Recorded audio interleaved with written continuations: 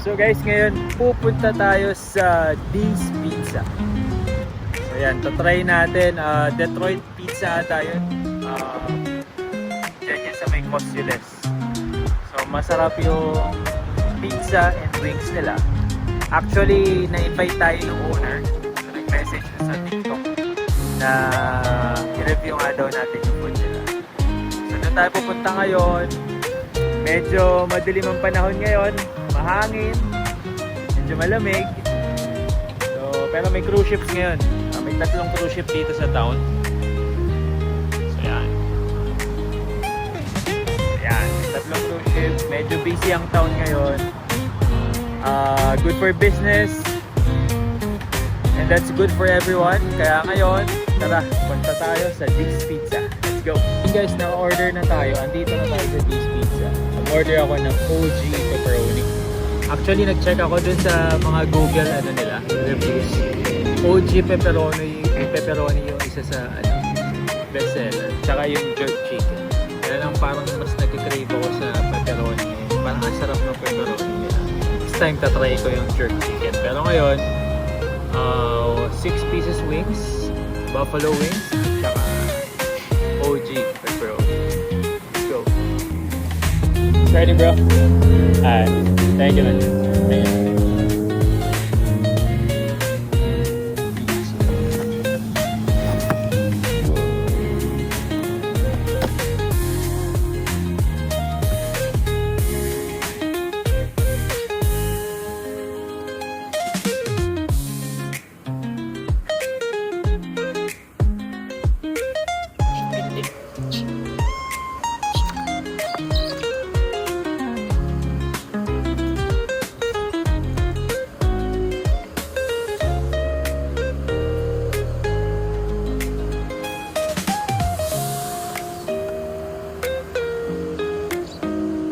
Yung manok, kung hinihingi ng pagkain yung manok, kinukuha yung pagkain.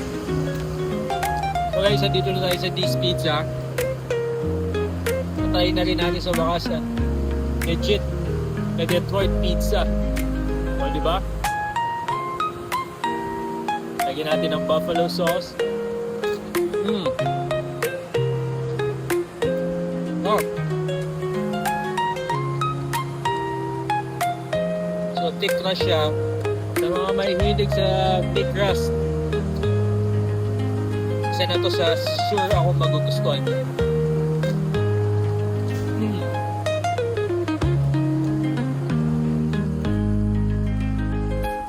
Crispy yung crust niya, tapos malambot sa loob. Kaya masarap.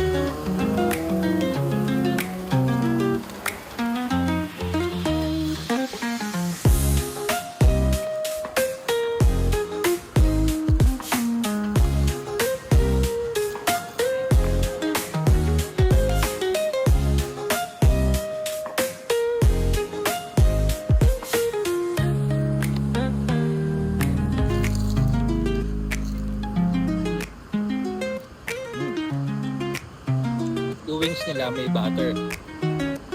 Masarap yung butter niya, crispy. Buffalo dip, masarap din.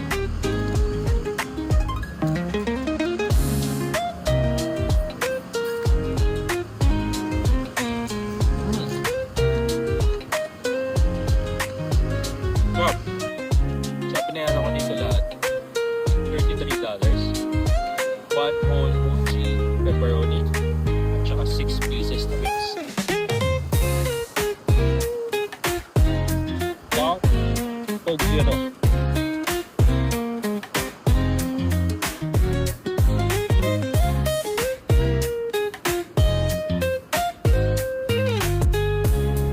So yun guys, kakatapos ng ating kumain sa Dee's Pizza.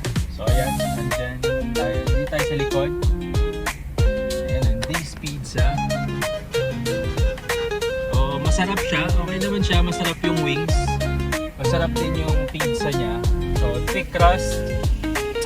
Yung OG pepperoni ang kinain ko. Okay siya para sa akin. Medyo parang may matamis lang na part. I think barbecue sauce yun. Pero, everything else is good. Masarap siya. $33 lahat ng kinain ko. depende sa inyo yan. Pero para sa akin, nasa medyo expensive pa na design siya. Worth it naman siya. So, ngayon, uwi tayo saglit. At tayo magpapahinga saglit. Dahil tatakbo tayo with the Wednesday Running Club. Mamayang alas 6. So, meron tayong almost around 1.5 hours na fight. Tara, go!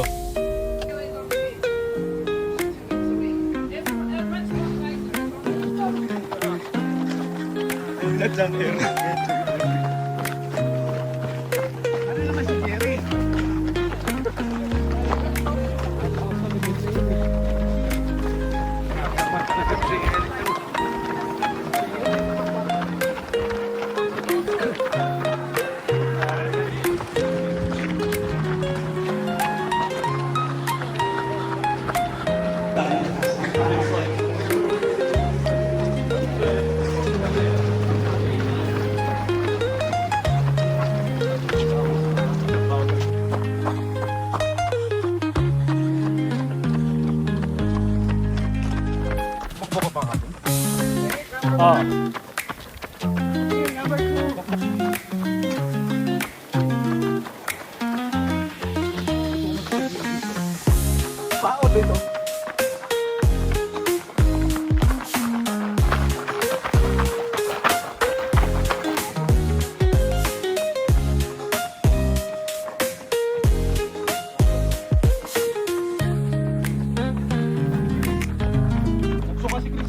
Sinong Chris?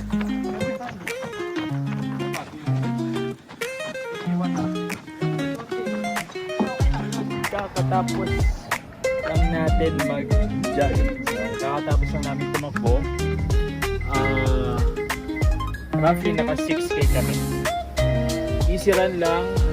Tamang 6 ang pace. Makakasama ko kasi nag-speed run kahapon. So kaya medyo dahan-dahan lang ang takbo. Okay na rin yun kasi pag hindi, masyado silang mabibilis. Baka hindi ako makasunod. Dito ako sa Kirk. Bili ako ng tubig. Tapos maya-maya, gym naman tayo. Let's go! Ayun guys, gym muna tayo.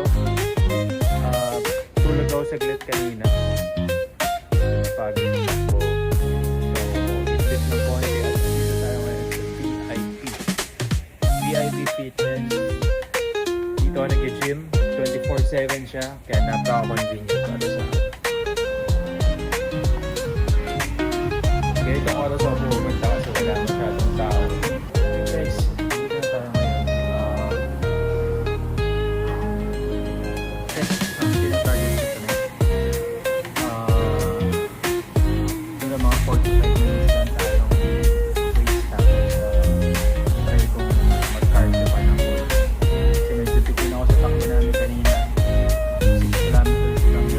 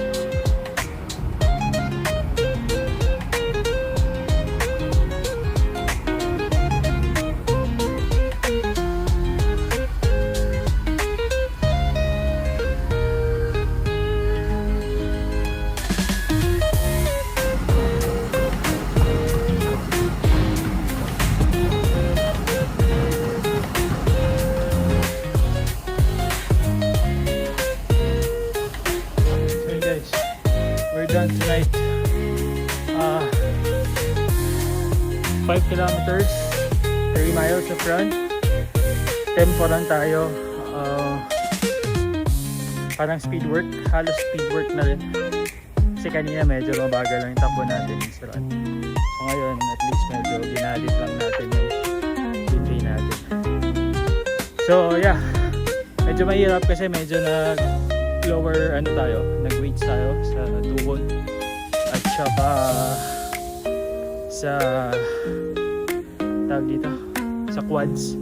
Medyo masakit. Okay lang. Masakit, masarap. So, ayun. I think that's it for tonight. Salamat sa pagsama niyo sa akin for the day. And I'll see you again next time.